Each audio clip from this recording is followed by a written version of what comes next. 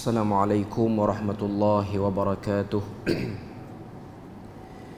Innal hamdalillah nahmaduhu wa nasta'inuhu wa nastahdihi wa nastaghfiruh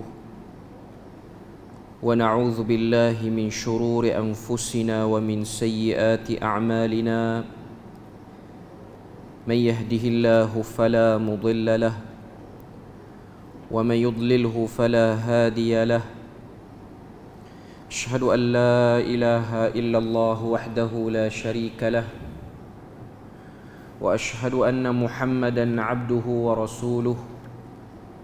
يا أيها الذين آمنوا اتقوا الله وقولوا قولا سديدا يصلح لكم أعمالكم ويغفر لكم ذنوبكم ومن يطع الله ورسوله فقد فاز فوزا عظيما. الحمد لله الذي بنعمته تتم الصالحات. ربنا آتنا من لدنك رحمة وهيئ لنا من أمرنا رشدا.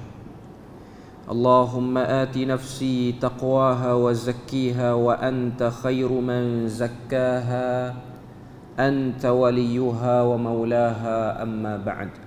الحمد لله, syukur pada Allah Azza wa Jal kerana dengan rahmat dan juga limpah kurnia yang Allah Ta'ala berikan dapat kita bersama pada pagi ini, menyambung lagi daripada perbahasan tafsir surah Ghafir ataupun surah Hamim yang pertama. Sambungan kita ialah pada ayat yang ke-16 dan insya-Allah kita akan bahas sampai pada ayat yang ke-20 ataupun 21. Kita punya perbahasan pada hari ini. Jadi kita tengok pada ayat yang ke-16, muka surat 468 dalam mushaf. Ayat yang ke-16 ialah ayat yang paling bawah sekali pada muka surat 468. Jadi kalau kita tengok dalam surah Ghafir ni, kita dah sebut sebelum ni, ianya membawa satu matlamat, iaitu menjelaskan tentang tauhid. Bertitik tolak daripada ayat yang ke-14. Kalau kita tengok dalam mushaf muka surat 468 tu, ayat yang ke-14 Allah Ta'ala sebut, a'udzu billahi minasyaitonir rajim, fad'ullaha mukhlishina lahud-din walau karihal kafirun. Sembahlah Allah dengan tulus ikhlas kepadanya meskipun orang-orang kafir itu tidak menyukainya. Itu yang disebut oleh Allah Ta'ala pada ayat yang ke-14. Ataupun dalam tafsir pimpinan Ar-Rahman dia sebut, oleh itu maka sembahlah kamu akan Allah dengan mengikhlaskan ibadah kepadanya dan menjauhi bawaan syirik, sekalipun orang-orang kafir tidak menyukai amalan kamu yang demikian.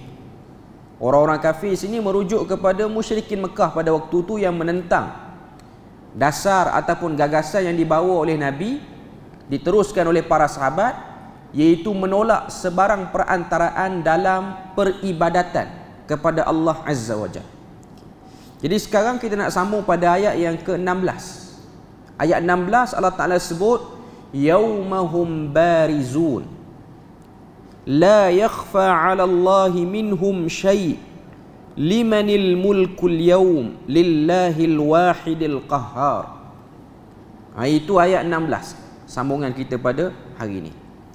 Allah Ta'ala sebut yaumahum barizun, iaitu hari mereka keluar daripada kubur masing-masing dengan jelas dan nyata. Barizun maksudnya jelas dan nyata. Ini menunjukkan situasi ketika mana kebangkitan manusia selepas sangkakala yang pertama, ni sangkakala yang kedua. Ayat ni nak terangkan pada kita tentang takhwif ukhrawi, ancaman-ancaman yang Allah Ta'ala akan berikan bila mana di akhirat nanti. Ayat sebelum pada tu Allah Ta'ala sebut liyunzira yawmat talaq. Ni ayat yang ke-15. Kedatangan Nabi dan Rasul ni ialah untuk memberi peringatan akan datangnya hari pertemuan. Ayat 16 Allah Ta'ala terang hari pertemuan tu apa dia? Yaumahum barizun, iaitu hari kita semua ni akan jelas. jelas segala apa yang tersembunyi, jelas segala apa kezaliman yang tidak dituntut, semuanya hari ini akan jelas. Kemudian Tuhan sebut la yakhfa 'ala Allahi minhum syai', tidak tersembunyi kepada Allah sesuatu apapun daripada hal keadaan mereka. Ini penerangan penjelasan kepada hari kebangkitan. Limanil mulkul yaum. Ini isim istifham. Ini ialah istifham, kata tanya. Allah Ta'ala tanya limanil mulkul yaum. Siapakah pemilik dan penguasa kerajaan pada hari ini? Ayat ni ialah disebut sebagai istifham, kata tanya, tapi istifham inkari, inkaril jawab. Istifham yang tidak memerlukan jawapan. Tanya tapi bukan Tuhan berkehendakkan orang respon bagi jawapan, tapi tanya untuk sedar, tanya untuk faham, untuk boleh fikir dengan diri sendiri. Hari ini ialah hari tiada lagi kerajaan, tiada lagi perantaraan, tiada lagi pihak-pihak yang kamu sangka orang tengah untuk mudahkan urusan kamu hari ini. Ini ialah satu templak ataupun satu kaedah Tuhan. Dia perli penyembah berhala, perli pengamal kepada syirik tentang keadaan yang mereka akan hadapi satu masa nanti, iaitu keadaan hilangnya benda yang diorang syirikkan. Tiada lagi perantaraan-perantaraan yang diangkat, yang dihebatkan tu dah hilang. Sebab tu Tuhan tanya limanil mulkul yaum, siapakah yang memiliki urusan pada hari ini? Maka jawapannya ialah lillahil wahidil qahhar, Tuhan yang Maha Esa, yang mengatasi kekuasaannya daripada segala-galanya. Itu ialah penerangan kepada yaumat talaq, iaitu pada ayat 15 Tuhan sebut yaumat talaq. Yaumat talaq ni ialah hari pertemuan. Ta, lam, alif, qaf maksudnya bertemu. Kalau talaq dengan ta maksudnya bercerai. Itu beza dia. Okay. Talaq maksud cerai, talaq maksud dia bertemu. Okay. Jadi kita pasti akan jumpa hari ini. Hari pertemuan ini menggembirakan orang yang bersama dengan tauhid, mendukacitakan pengamal yang terlibat dengan syirik. Itu situasi yang Tuhan nak gambarkan pada ayat yang ke-16. Muka surat seterusnya, kalau kita belik mushaf, ayat yang ke-17. Ayat 17, kalau kita tengok dalam apa nama ni, dalam terjemahan ni, al-yawma tujza kullu nafsin bima kasabat la zulmal yawm innallaha sari'ul hisab. Masih lagi duk terang tentang yaumat talaq yang duk ada pada ayat yang ke-15. Allah Ta'ala sebut al-yawma tujza. Al-yawma tujza dalam tafsir Ibnu Katsir, apa Ibnu Katsir sebut? Dia kata yukhbiru ta'ala an adlihi fi hukmihi baina khalqihi. Allah Ta'ala nak beritahu tentang keadilannya pada perundangan yang telah dia buat kepada makhluknya. Al-yawma tujza, pada hari ini mereka akan dibalas. Kullu nafsin, semua sekali, kullu nafsin bima kasabat, tiap-tiap jiwa berdasarkan apa yang telah mereka usahakan. Pada ayat ni Allah Ta'ala nak beritahu setiap daripada kita akan dihisap sesuai usaha yang dilakukan. Usaha yang tak dilakukan tidak akan dikira pada hari ini. Jadi yang akan dinilai sejauh mana usaha kita untuk mendapat kebaikan pada hari itu, hari pertemuan. Okay. Kemudian Tuhan tegaskan lagi, la zulmal yaum, tiada kezaliman pada hari ini. Dalam tafsir Ibnu Katsir dia sebut, dia kata annahu la yazlimu mithqala dharratin min khairin wala min syarr. Tuhan tidak akan bersikap ataupun melakukan kezaliman walaupun sebesar zarah. Satu kebaikan akan dibalas sesuai dengan kebaikan itu dilakukan, satu keburukan akan dibalas sesuai dengan keburukan itu dilakukan. Bal yajzi bil hasanati 10 amsalha. Bahkan kasih sayang Tuhan, Tuhan akan balas satu kebaikan itu dengan 10 kali ganda. Wa bisayyi'ati wahidah, dan benda buruk yang dilakukan itu dibalas dengan setimpalnya. Walihadza qal, oleh yang demikian Allah Taala kata la zulmal yaum, tiada lagi kezaliman pada hari ini. Sebab tu ada hadis yang diriwayatkan daripada Abu Dzar. Hadis ni diriwayatkan oleh Imam Muslim, iaitu hadis tu kalau kita tengok Abu Dzar dia sebut, dia kata an Rasulillah sallallahu alaihi wasallam fima yahki an rabbih azza wa jalla annahu qala ya ibadi inni haramtu zulma ala nafsi wa ja'altuhu bainakum muharraman fala tazalamu. Ini hadis ni hadis kursi, hadis ni sahih riwayat Imam Muslim. Kata Abu Dzar, Nabi cerita tentang bagaimana Allah Ta'ala sebut kepada hamba dia. Allah Ta'ala kata pada hambanya, ya ibadi, wahai sekalian hambaku, inni haramtu zulma ala nafsi, aku telah haramkan kezaliman pada diriku. Ayat ni, hadis ni, dia menerangkan ayat ni. Hadis ni diriwayatkan oleh Imam Muslim ni, dia sedang menerangkan potongan daripada ayat 17 surah Ghafir, iaitu ayat yang berbunyi la zulmal yaum, tiada kezaliman pada hari ini. Maknanya segala bentuk penyelewengan yang dilakukan oleh musyrikin Mekah pada zaman Nabi, pada zaman selepas Nabi tak ada, sampailah hari kiamat pun, alasan pergi depan Tuhan lepas tu beritahu ni tak adil ni, alasan tu tak valid. Sebab semua benda yang berlaku dalam hidup seorang manusia ni, tak kira dia Muslim, tak kira dia kafir, pasti akan ada lintasan yang akan menyeimbangkan antara lalai dan sedar dia. Semua macam tu. Kecuali dia memang tak dapat langsung daripada hidayah. Memang dia tak dapat langsung seruan dakwah, tak dapat langsung. Yang ni ada keuzuran. Sebab banyak ayat cerita tentang bagaimana Allah Ta'ala tak akan berikan apa-apa tindakan dan balasan kepada orang yang tak terkena seruan dakwah ni. Mungkin kita boleh andaikan zaman kita ni ada bahagian bumi mana tak sampai dakwah, dengan sebab tertutup ataupun orang tak tahu kawasan tu adanya orang hidup, orang duduk situ. Kalau tengok sekarang, dunia sekarang kan, dikatakanlah ada satu pulau di dunia ni, nama dia Pulau Sentinel. Pulau Sentinel ni duduk dalam penguasaan kerajaan India sekarang. Situ dikatakan orang masih hidup dengan cara primitif, berpindah randah, tak pakai baju elok, dan dia orang sangat tertutup dengan kemodenan. Pulau Sentinel ni duduk dalam India sekarang, tak ada orang boleh pergi. Ada dikatakan satu orang missionary Kristian pergi, tapi kena bunuh juga dengan sebab dasar tertutup. Okay. Kelompok yang macam ni boleh jadilah mereka tak termasuk dalam kelompok yang akan diadili macam kita, sebab kita dah dapat seruan, dia orang tak dapat seruan.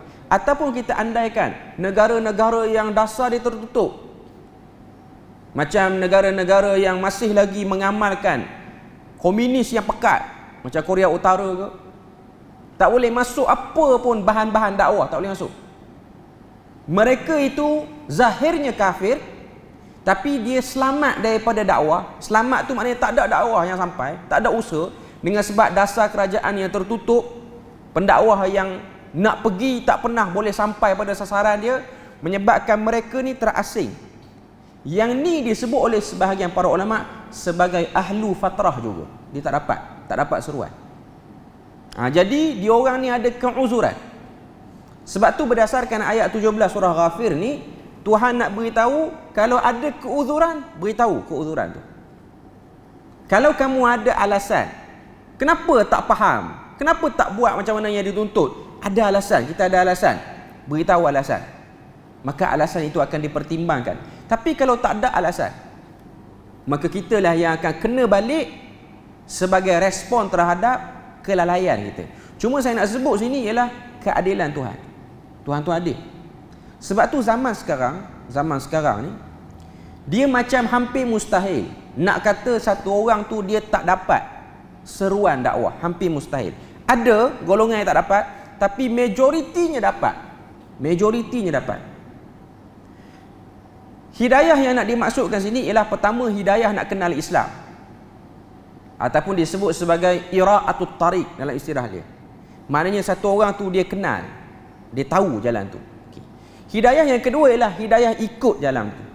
Sebab tu dia ada namanya irsyad dengan taufiq. Ini ialah dua pembahagian hidayah yang paling basic lah. Maknanya Allah Ta'ala dia bagi pada kita hidayah untuk kita kenal. Yang kedua hidayah untuk kita ikut. Semua manusia ni berharapkan pada hidayah, termasuklah orang Islam sendiri pun. Sebab tu dalam hadis Nabi ajar pada kita, Allahumma inni as'alukal huda wat tuqa wal afaf wal ghina. Ini hadis yang diriwayatkan oleh Abu Daud. 4 perkara minta doa pada Allah Ta'ala. Allahumma inni as'alukal huda, ya Allah aku mohon berharap kepada kamu agar diberikan hidayah.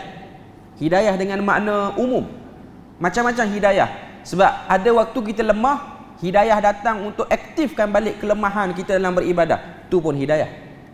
Hidayah untuk kenal kebenaran, hidayah untuk bersama dengan kebenaran, hidayah untuk tunduk dengan kebenaran, hidayah untuk ambil peduli dengan kebenaran.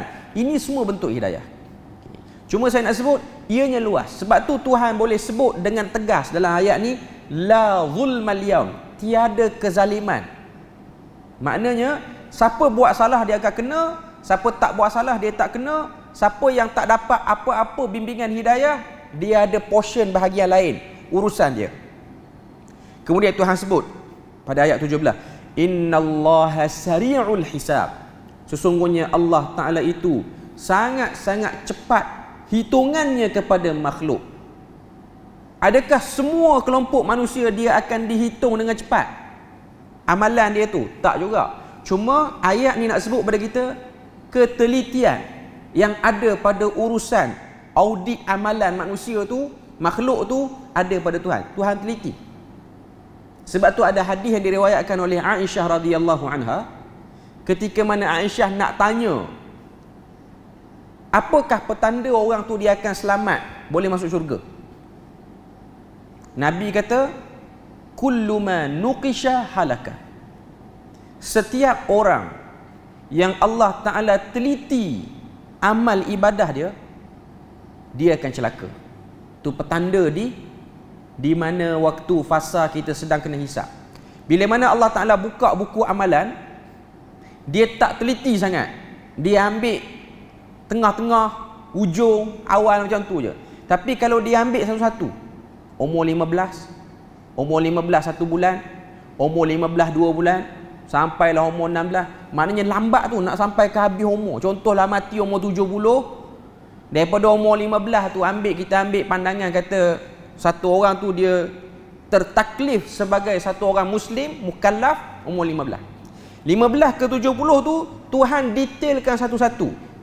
Nabi kata yang macam ni kalau dia berdiri di padang mahsyar nanti, waktu dia kena hisap, Tuhan detailkan. Itu petanda dia nak celaka. Petanda dia nak celaka. Tapi kalau Tuhan buka 15, 30, 35, 70, selesai. Cepat. Maknanya tak ada masalah sangat. Tapi kalau yang macam ni, dia bermasalah. Sebab tu dalam surah At-Takatsur, Tuhan sebut alhaakumut takatsur. Celaka tu datang daripada mana? Celaka tu datang daripada takatsur. Kita baca surah At-Takatsur dalam juzuk Amma, juzuk 30 ni, Tuhan sebut alhaakumut takatsur. Alhaakum dalam bahasa Arab maksudnya kecelakaan yang paling dahsyat akan berlaku pada orang yang buat benda ni. Apa dia? Takatsur. Takatsur maksud dia apa? Menghimpunkan, menumpukkan. Sama ada harta material, sama ada pengaruh, sama ada apa-apa saja benda yang orang jenis boleh kumpul. Yang kita nampak dengan mata kepala kita yang jenis boleh kumpul ni duit ringgit lah. Boleh kumpul. Semakin banyak dikumpul, semakin banyaklah urusan untuk mendetailkannya di padang mahsyar nanti. Sebab tu Nabi sebut alhaakumut takatsur. Celakalah bagi orang yang suka menumpuk harta ataupun mengumpul. Tapi dia bukan harta je maksudnya ayat tu. Maksudnya termasuk juga pengaruh. Dulu main bahagian kawasan, lepas tu nak pergi bahagian negeri, lepas tu nak pergi bahagian negara pula. Ini pun daripada bab menumpuk. mengumpul. Tuhan kata bila dia akan berhenti?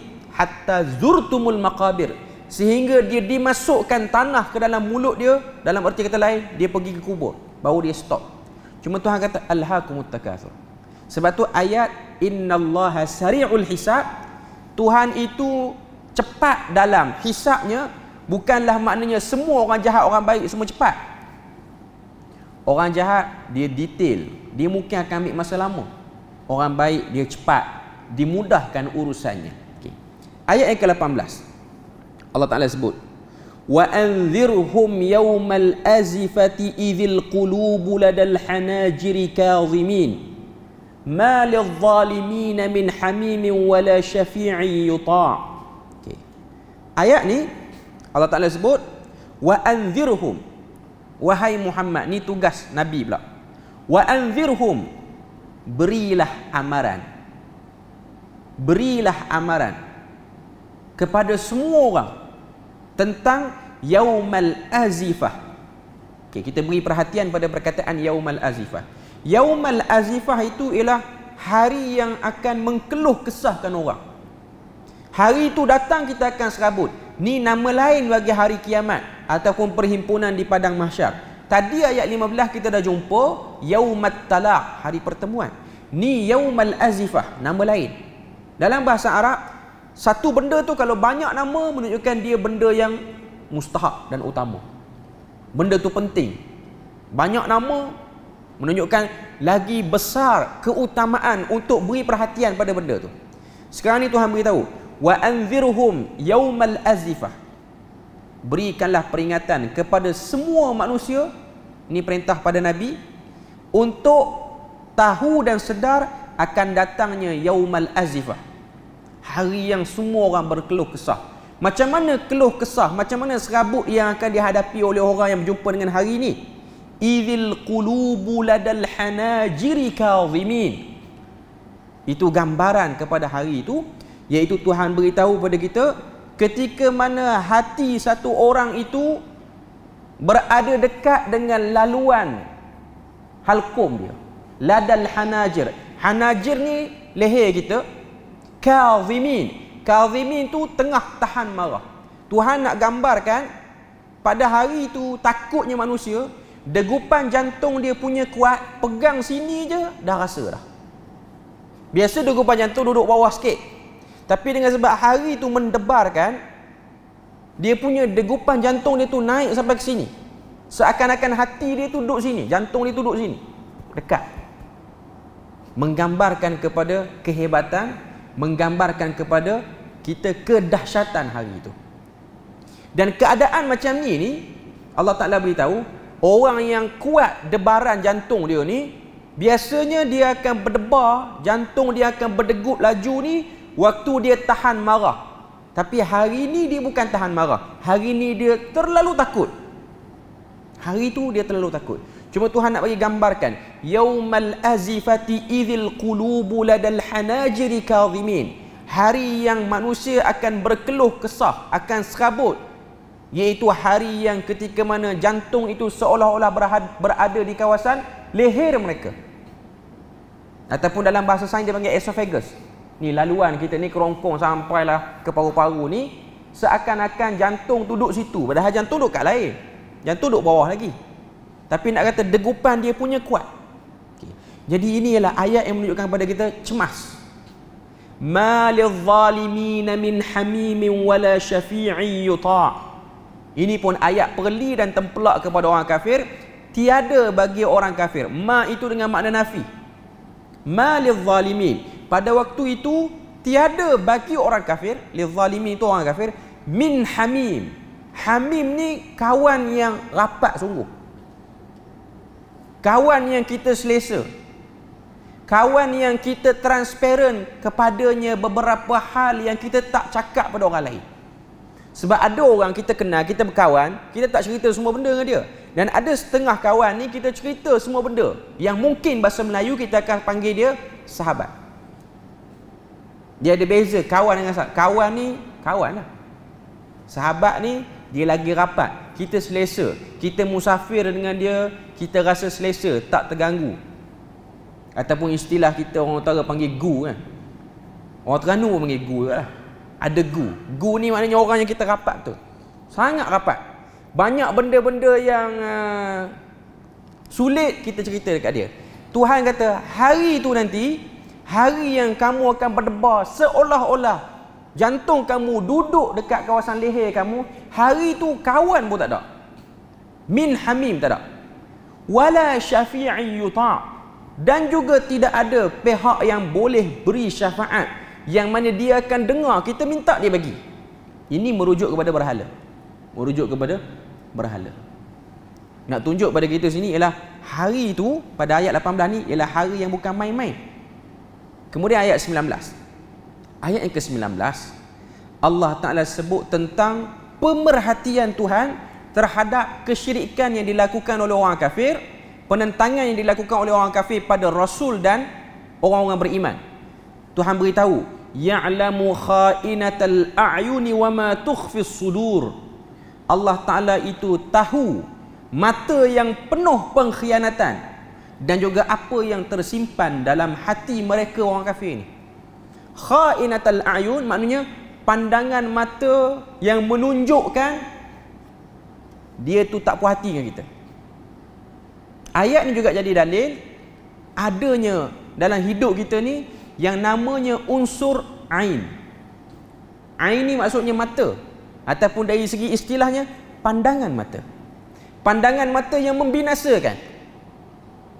Sebab tu dalam hadis Nabi sebut, kebanyakan umat ini mati kerana kena ain.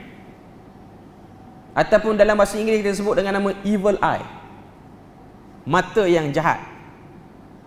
Ada setengah kepercayaan bangsa tertentu. Contohnya orang Parsi ataupun orang Turki. Untuk menyeimbangkan pandangan mata orang yang dengki dengan kita ataupun orang yang takjub dengan kita ni, kita kena pakai satu azimat. Azimat dia, nama dia ialah blue eyes. Mata macam warna biru tu. Orang yang pergi berjalan Turki, pergi berjalan ke Parsi. Parsi orang Malaysia tak pergi sangat. Parsi ni Iran lah. Bukan sebab dasar dia tertutup, boleh pergi pun. Tempat tu cantik tapi tak ramai orang pergi. Orang biasa pergi Turki. Di Turki pun meriah benda ni. Biasa cenderamata yang orang bawa beli ialah blue eyes tu. Blue eyes tu dia mata warna biru, biru terang, biru cerah sikit. Lepas tu dia ada macam membentuk satu bola mata dekat tengah tu. Gantung dekat kereta, letak dekat atas pintu rumah. Ini ialah kepercayaan khurafat masyarakat dia orang untuk mengelak pandangan mata yang jahat manusia. Sebab mata tu dia akan, orang kata apa, dia akan lawan lah dengan pandangan mata yang jahat. Sebab tu pakai benda tu. Ada orang jadikan sebagai dia gantung kat telefon dia pun ada juga.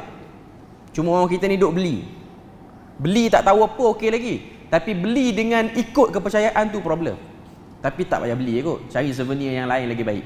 Okay, cuma nak katanya kepercayaan orang-orang tertentu. Kita pun Melayu adalah kepercayaan dia. Okay. Cuma dalam hadis Nabi sebut untuk elak daripada kena ain ni ialah dengan melazimi zikir pagi dan petang. A'udzu bikalimatillahi tammah min kulli syaitanin wahammah wa min kulli ainin lammah. Itu paling basic lah. Paling basic itu doa perlindungan dia. Okay, maknanya pandangan mata. Dan ain ni satu benda yang luar daripada perbahasan saintifik. Kita tak boleh nak tolak dia 100% ataupun nak kata dia tu tersebar secara mudah. Tapi yang zahirnya ain tu ada. Dan pandangan mata ni dia bukan melibatkan pihak kedua. Orang tengok kita, dia dengki dengan kita celaka. Ataupun dia takjub dengan kita celaka. Kadang-kadang kita sendiri, kita tengok cermin pagi-pagi, tengok diri kita takjub dengan diri kita pun boleh kena benda tu. Macam masyarakat Melayu ni dia bimbang kena pada baby kecil tu, takut kena disapu, macam-macam istilah lah orang sebut. Okay. Cuma nak katanya ayat ni selain daripada dalil nak bagi tahu Allah Ta'ala tu tahu pandangan mata orang kafir, dalam masa yang sama ia dalil adanya evil eye dalam agama kita. Banyak agama terima tentang evil eye ni. Cuma cara untuk berubat dengan evil eye ni macam-macam lah. Sebab tu ada hadis yang terkenal berkaitan dengan dua orang sahabat, Sahal bin Hunayf dengan Amir bin Rabi'ah. Sahal bin Hunayf rasa kalau tak silap, yang dia terkena ain daripada Amir bin Rabi'ah. Amir bin Rabi'ah ni ahlu Badar. Dia tengok Sahal bin Hunayf ni mandi, buka baju, dia lelaki yang handsome, dia buka baju putih tubuh badan dia terkagum dengan Sahal bin Hunayf. Akhirnya kawan tu jatuh pingsan. Dan adalah hadis tu cerita cara nak berubat dia, kena ambil air daripada basuhan bahagian dalam, letak kepada lelaki yang kena ain. Sebab tu adalah masyarakat Arab sekarang ni pun, bila mana majlis kahwin, dia orang akan minta kita basuh tangan sebelum masuk dalam kemah untuk dapatkan jamuan makanan perkahwinan tu. Tempat masyarakat kita tak ada. Masyarakat Arab dia ada. Sebelum masuk dalam dewan, dia suruh kita basuh tangan. Basuh tangan tu bukan sebab nak makan. Dia nak kumpul air basuhan tangan tu. Sebab takut kita tengok smart sangat pengantin tu ataupun cantik sangat pengantin perempuan tu, menyebabkan dia kena air, dia pingsan. Air tu akan diusahakan sebagai ikhtiar pengubatan berdasarkan hadis tu. Berdasarkan hadis tu. Tapi kita tak buatlah. Kalau nak kumpul pun penat kita orang Melayu, sebab kita makan gulainya dengan acarnya apa siap. Jadi air tu kalau sembah atas muka pengantin 2 kali kerja. Sebab air tu tak bersih. Sebab kita makanan kita, jamuan kita ni jamuan makanan berminyak semua. Macam sembah minyak atas muka pengantin tu. Tapi sebahagian kita tak berapa perasan. Masyarakat kita tak berapa sangat benda ni. Arab dia jaga. Sebab tu Arab dia percaya kereta kalau rosak tiba-tiba, kereta baru, dia percaya tu kena air. Pergi hantar servis center tak jadi apa, ini biasa. Tapi masyarakat kita ni kita kurang sikit bab tu. Benda tu mungkin berlaku, tapi kita tak jadikan dia sebagai big issue lah. Untuk masyarakat Arab ni dia tak. Sebab tu dia orang ada larangan ambil gambar yang terlalu mudah sangat. Dia orang tak sukalah benda tu. Okay, sebab takut benda-benda macam ni. Okay. Cuma ayat ni nak beritahu tentang ain tu lah. Okay, kita ambil satu lagi ayat yang ke-20. Wallahu yaqdi bil haqq walladzina yad'una min dunihi la yaqduna bi syai' innallaha huwas samiul basir. Ayat ni ialah penjelasan kepada Maha mengetahui dan Maha sempurnanya ilmu Tuhan dan penguasaan Tuhan. Allah Taala kata wallahu yaqdi bil haqq, dan Allah memutuskan hukum dengan adil. Di dunia baik, di akhirat pun baik. Walladzina yad'una min dunihi, dan mereka yang menyembah selain pada Allah Ta'ala, mewujudkan perantara di antara dia dengan Allah Ta'ala, la yaqduna bi syai', tidak akan diberi apa-apa keputusan, iaitu tidak akan diberi apa-apa kebaikan. Innallaha huwas samiul basir, Allah Ta'ala itu maha mendengar lagi maha melihat. Maksudnya Allah Ta'ala tengok dia orang ni leka dengan kesyirikan. Allah Ta'ala tengok dan dengar apa yang dia orang seru waktu dia orang beribadah kepada berhala.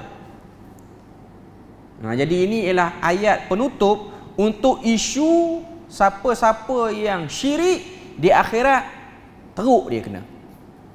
Yang tu kita boleh tengok perbahasan dia tu, ia bermula daripada ayat yang ke-15 sampailah ayat yang ke-20. Itu cerita keadaan orang kafir di akhirat nanti, dan cerita sempurnanya pengetahuan Tuhan terhadap kesyirikan dan tauhid yang dilakukan oleh orang beriman. Maksudnya Tuhan sedang perhati, kita sedang dinilai. Kemudian ayat 21, perbahasan kita yang terakhir sebelum kita tutup pada pagi ini. Ayat 21 ni di isu lain dah. Isu hari kiamat dah selesai dah ni. Isu tentang sempurnanya pengetahuan Tuhan dah selesai. Ni ayat 21 ni ialah ayat yang nak cerita tentang isu lain, isu tauhid juga, isu tauhid dan syirik juga. Cuma nak bagi dalil yang lebih membumi lagi. Sebab tadi tu isu ghaibiat, benda-benda ghaib. Benda-benda ghaib ni tak akan boleh tahu selagi tak mati. Okey. Yang ni benda-benda zahir yang kamu boleh tengok tinggalan sejarahnya. Okey, kita ambil satu ayat lagi. Allah Taala kata, awalam yasiru fil ardi, tidakkah mereka telah berjalan dan mengembara di muka bumi? Dia punya style lontaran ayat ni berbentuk kata tanya. Awalam yasiru fil ard, tidakkah kamu tengok waktu kamu berjalan atas muka bumi? Sebab kita tahu musyrikin Mekah ni ialah bangsa yang mengembara. Bangsa yang pergi ke Syam, pergi ke Yaman untuk urusan niaga ataupun urusan apa-apa saja. Urusan diplomat pun dia orang buat. Antara tokoh dia orang yang terkenal ialah Amru bin Al-As. Inilah tokoh diplomat yang akan jumpa mana-mana raja, mana-mana penguasa yang bukan bangsa Arab untuk mengukuhkan hubungan diorang dengan bangsa tersebut. Sebab tu waktu orang Islam berhijrah ke Habsyah, ini wakil diplomat musyrikin Mekah untuk pergi jumpa kepada An-Najasyi, deal dengan An-Najasyi untuk bawa balik orang Islam yang berlindung di Habsyah pada waktu tu.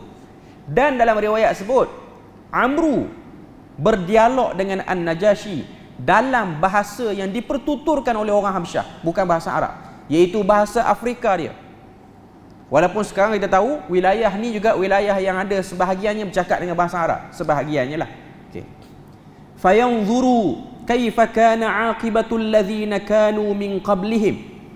Dan kamu tengok dengan dua biji mata kamu macam mana akibat yang telah berlaku terhadap orang yang terdahulu. Fayanzuru maksudnya tengok, kaifa bagaimana, kana aqibatul ladzi, akibat orang-orang yang terdahulu, allazi nakanu min qablihim, orang terdahulu. Sebab waktu dia orang lalu nak sampai ke Syam, Syam ni ialah Palestin sekarang, dia orang akan lalu kawasan namanya Al-Hijr ataupun Madain Saleh, tempat kaum Nabi Saleh diazab. Dia orang akan lalu situ. Dan dia orang akan tengok ke ini tempat. Dia orang nak pergi ke Syam, nak pergi ke Yaman, dia orang akan lalu ke Najran. Najran ni ialah cerita Ashabul Ukhdud situ. Parit yang cerita Ashabul Ukhdud tu lah. Nak cerita sini dia panjang pula kuliah tu, cuma nak katanya laluan utama dia orang mesti akan tengok tempat bersejarah orang yang lawan Tuhan dengan cara mensyirikkan Tuhan ataupun mengakui diri Tuhan. Akibat dia. Jadi Tuhan kata, kamu tak tengok ke waktu kamu berjalan nak pergi ke Syam, pergi ke Yaman, tengok. Dan penutup pada ayat yang ke-21 ni, dia menjentik rapat kepada mereka yang sombong ni. Allah Ta'ala kata, kanu hum ashadda minhum quwwah. Mereka itu sebelum kamu ashadda minhum quwwah wa atharan fil ard. Mereka lebih kuat dan lebih luas pengaruhnya atas muka bumi berbanding kamu musyrikin Mekah, berbanding kamu Bani Hashim, berbanding kamu Quraisy. Maknanya tengok belah Najran, belah Al-Hijr, kaum Nabi Saleh dengan kaum Nabi Isa ni. Sebab Al-Hijr ni, Najran ni dia berlaku pada waktu fasa kaum Nabi Isa. Raja yang mengaku sebagai Tuhan tu, dia punya kawasan pemerintahan lagi luas daripada Mekah. Tuhan kata, kami dah hancurkan orang yang lagi ramai, lagi kuat, lagi hebat, lagi besar pengaruh atas muka bumi berbanding kamu Quraisy. Tuhan kata, fa akhadhahumullahu bidzunubihim. Tuhan ambil tindakan terhadap dosa mereka, sombong, besar diri dan syirik. Wa ma kana lahum minallahi min waq. Dan tiada siapa pun yang boleh menyelamatkan diri mereka daripada azab Allah bila mana azab tu turun. Okay. Ini dalil nakli dia panggil. Dalil nakli ni maksud dia apa? Nukilan sejarah lampau untuk diambil iktibar. Bagi orang yang nak ambil iktibar. Tapi kalau tak nak ambil iktibar, dia degil macam tu lah. Dia ketegak lagu tu lah. Dia tak peduli pun. Walaupun tempat hancurnya kaum itu berada di sebelah kampung dia pun, dia tak peduli. Jadi ayat ni Tuhan nak seimbangkan antara ancaman akhirat, akhirat nanti baru kena, dengan ancaman dunia. Kalau kamu lawan, kami akan beri tindakan di dunia ni pun. Okay. Jadi ini ialah opening kepada cerita itu. Nanti kita akan sambung pada minggu depan, pada ayat yang ke-22. Kita akan tengok cerita apa yang nak dibawa oleh Allah Ta'ala sebagai iktibar, pedoman kepada mereka penentang tauhid. Dan cerita ini menjadi penenang kepada mereka yang bersama tauhid dan menjadi rasa tenang kepada mereka lah, iaitu jadi rasa selamat, rasa okey, seimbang di antara takut dan di antara aman bagi mereka yang bersama dengan tauhid. Jadi kita berpada situ je untuk pagi ni dalam kuliah tafsir kita ni. insya-Allah kita akan sambungannya ialah pada ayat yang ke-22. Kita akan tengok ayat yang ke-22 apa lagi cerita yang dibawa dalam surah Ghafir. Jadi kita berpada situ je untuk pagi ini. Moga Allah Taala beri rahmat dan berkat. Subhanakallahumma wa bihamdik, asyhadu an la ilaha illa anta wa astaghfiruka wa atubu ilaik. Wassalamualaikum warahmatullahi wabarakatuh.